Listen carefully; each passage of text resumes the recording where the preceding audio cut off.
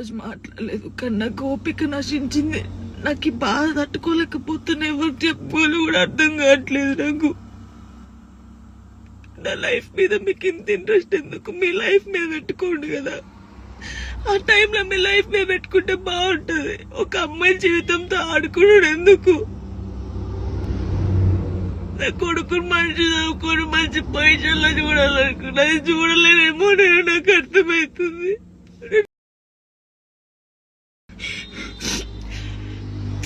ఇది మాట్లాడితే మీరు ఏదో ఆపేస్తారు, ఇది కాదు.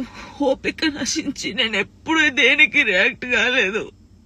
ఒక అన్నతో మాట్లాడే తప్పు, నా తమ్ముడని మాట్లాడితే తప్పు, ఎవరు పడితే వారికి లింకులు వేస్తారు.